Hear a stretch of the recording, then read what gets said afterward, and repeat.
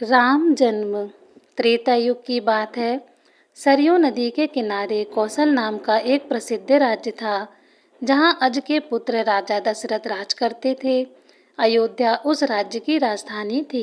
यह नगरी 12 योजन लंबी और 3 योजन चौड़ी थी। घर के चारों ओर ऊंची चौड़ी दीवारें थीं और उसके बाहर गहरी खाई।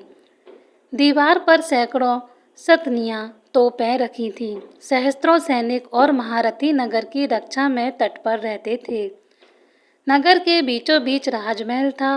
राजमहल से 8 सड़कें बराबर दूरी पर कोटे तक जाती थीं। नगर में अनेक उद्यान, सरोवर और क्रीड़ा गृह थे। ऊंची ऊंची अट्टलिकाएं थीं, जिनमें विद्वान, शूरवीर, कलाकार, कारीगर और व्यापारी रहते थे। घर घर में लक्ष्मी का निवास था। बाजार अच्छी से अच्छी वस्तुओं से भरे रहते थे। नगर के लोग स्वस्थ और सदाचारी थे। कुल मर्यादा के अनुसार सभी अपने धर्म का पालन करते थे। सभी जगह शांति, पवित्रता और एकता का वास था। राजा दशरथ बड़े प्रतापी और सदाचारी थे।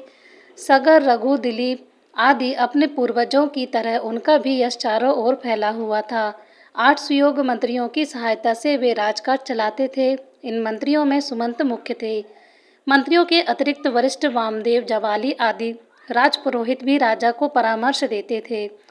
इनकी सहायता से राजा सदा प्रजाहित के कार्यों में लगे रहते थे। राजा दशरथ ने बहुत दिन तक राज सुख का भोग किया। उन्हें धन, मान, यश किसी भी कमी ना थी, पर उन्हें एक दुख था, उनको कोई संतान न थी। जीवन उन्हें सुना सा लगता था। उनकी रानियां कौशल्या, सुमित्रा और केकई भी इस कारण दुखी रहती थीं। राजा ने इस विषय में अपने मंत्रियों और पुरोहित से बात की। सबकी सलाह से यह निश्चय हुआ कि प्रतिष्ठि यज्ञ किया जाए। सुमंत ने प्रस्ताव किया कि महान तपस्वी ऋषि श्रंग को यज्ञ का आचार्य बनाया जाए। यह राय सबको पसंद आई। यज्ञ की तैयारियां होने लगी। राजा दशरथ स्वयं ऋषि श्रंग को बुलाने गए।